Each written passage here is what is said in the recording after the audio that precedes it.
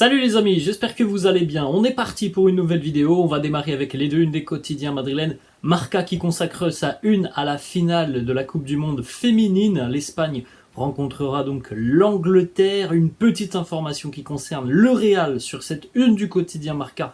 C'est tout en bas, la petite bande tout en bas, le Real qui a perdu sa colonne vertébrale en l'espace de moins d'un an. La blessure de Thibaut Courtois, la blessure d'Eder Militao, le départ de Casemiro il y a un an, le départ de Karim Benzema cet été. Le Real entame une nouvelle transition dans son effectif. Ça fait déjà quelques années qu'on a pas mal de joueurs qui arrivent, on a des départs. Eh bien, c'est encore une nouvelle étape cette année du côté du Real. On poursuit la une du quotidien AS. Vicente del Bosque, ancien sélectionneur de l'Espagne, en une du quotidien AS. En ce qui concerne le Real, on a assez peu d'informations sur cette une du quotidien AS en ce qui concerne le Real, si ce n'est le petit encart en bas au milieu avec la possibilité vraisemblablement pour Andriy Lunin d'être de nouveau dans les buts demain face à Almeria. On regardera dans quelques secondes les premières compositions d'équipes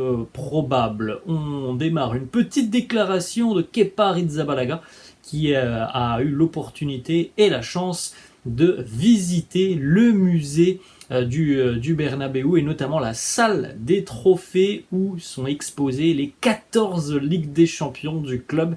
Et voilà la réaction de Kepa lorsqu'il a découvert ces 14 Ligues des Champions. Il nous dit « c'est choquant ». Voilà les mots du gardien espagnol. Une petite information justement qui concerne Kepa et Andriy Lunin. D'après le quotidien Relevo, et plusieurs médias espagnols semblent d'accord là-dessus. On en avait parlé aussi hier, donc il n'y a pas forcément de surprise. Andriy Lunin devrait être titulaire demain dans les buts face à Almeria. Et vraisemblablement que pour le prochain match de Liga, donc face à Vigo, dans une semaine, ça devrait être Kepa dans les buts, puisque tous les médias semblent unanimes, Kepa va être numéro 1 et Lunin sera numéro 2. Il n'est pas numéro 1 demain, il n'est pas titulaire demain, Kepa, tout simplement parce qu'il n'a que 3 jours d'entraînement, comme on l'a expliqué hier. C'est un peu juste pour connaître ses coéquipiers. Donc voilà, Lunin devrait de nouveau être titulaire dans les buts demain. Voilà la composition du quotidien Relevo. Lunin dans les buts. En défense, bon, très peu de changements au final par rapport à l'équipe qui est allée s'imposer il y a une semaine à San Mamés. Lunin dans les buts, donc Alaba et Rudiger en charnière, Carvajal à droite, Fran Garcia à gauche, Tchouaméni milieu de terrain accompagné de Camavinga, Valverde et Bellingham, et en attaque Vinicius et Rodrigo. On poursuit, on a la composition cette fois-ci du quotidien Marca. Marca annonce Kepa dans les buts. Moi je reste sur ma position, je pense que ça sera Lunin. De toute façon on aura aujourd'hui la conférence de presse de Carlo Ancelotti avec peut-être déjà des éléments de réponse.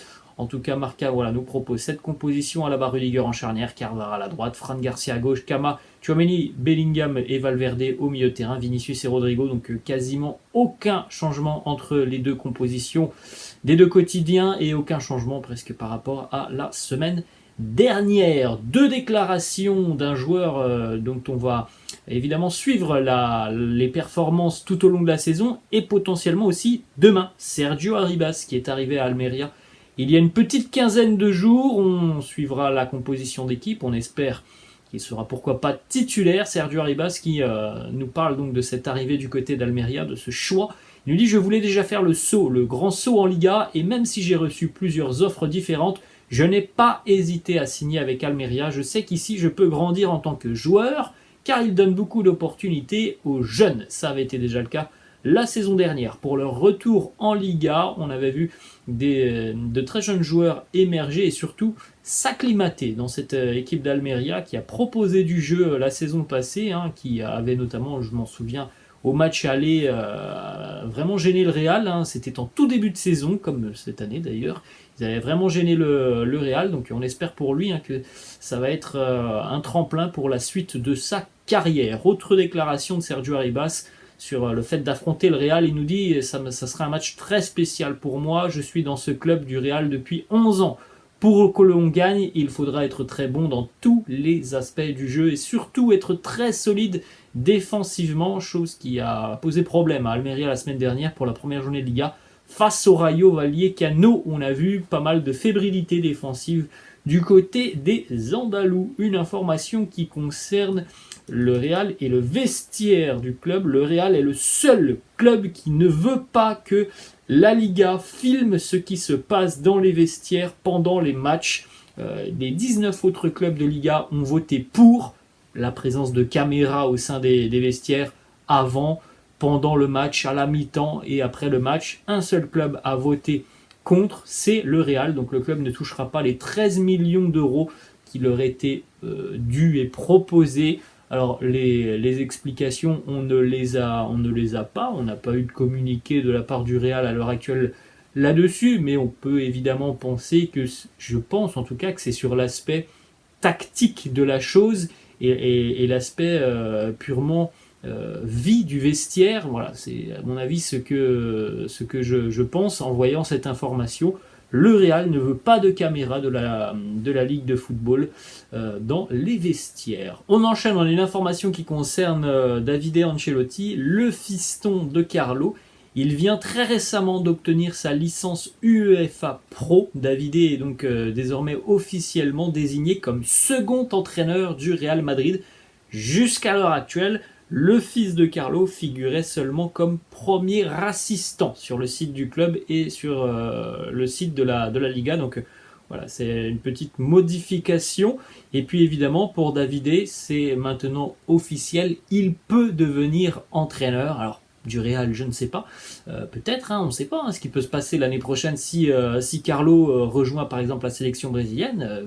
Davide peut être une solution pour le Real, même si je pense que ça ne sera pas le premier choix. C'est une possibilité. En tout cas, voilà, il a maintenant l'opportunité aussi de devenir entraîneur d'une équipe principale. On sait qu'il y avait eu quelques rumeurs il y a quelques semaines.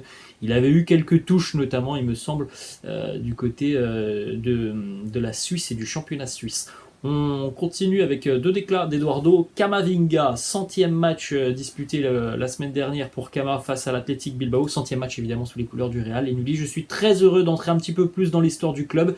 Je suis jeune, 100 matchs c'est déjà beaucoup, je suis très heureux d'atteindre ce nombre. J'aimerais jouer encore beaucoup plus de matchs avec ce club. En tout cas, il s'en donne tous les moyens par rapport à ses prestations.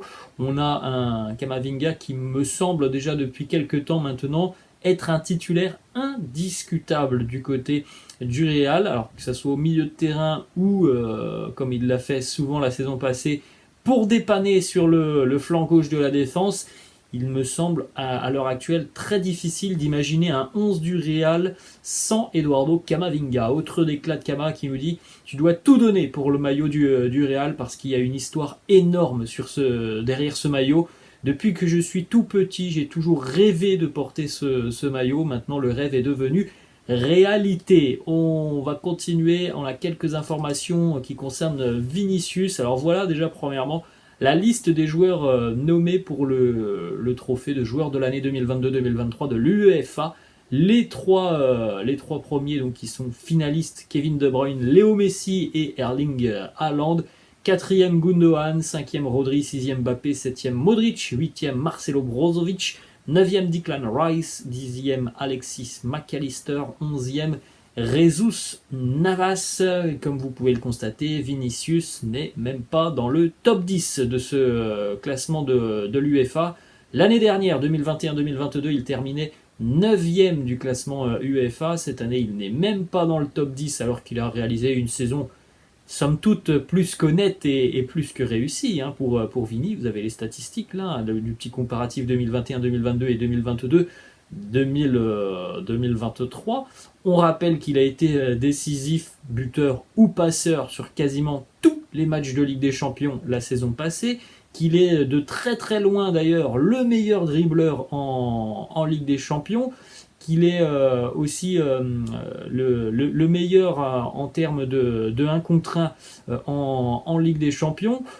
Bref, voilà, encore une fois, une décision assez surprenante de l'UEFA qu'il ne soit pas parmi les trois meilleurs. Bon, allez, pourquoi pas, même si je trouve que sa place mérite d'être largement dans le top 5, qu'il ne soit même pas dans le top 10, c'est quand même une aberration encore assez folle hein, de la part de l'UEFA, qui va récompenser par exemple un Léo Messi qui a été éliminé très rapidement en Ligue des Champions. Alors c'est le classement de l'UEFA, donc il n'y a pas que la Ligue des Champions qui compte, mais on va pas se mentir, la Ligue des Champions c'est quand même une compétition prestigieuse qui voilà, en général te permet d'être assez bien classé dans ce genre de classement. Bon, le PSG n'a pas existé hein, l'année passée en Ligue des Champions, et on retrouve tout de même Léo Messi dans le top 3, chose qui voilà, est un petit peu tout de même surprenante, alors que l'on a De Bruyne et Haaland à côté qui, eux, ont remporté la LDC, qui ont quasiment tout remporté d'ailleurs avec City. Voilà les amis, la fin de cette vidéo, j'espère que ça vous a plu. N'hésitez pas comme d'habitude à lâcher un petit pouce bleu, n'hésitez pas non plus à vous abonner à la chaîne, je vous laisse.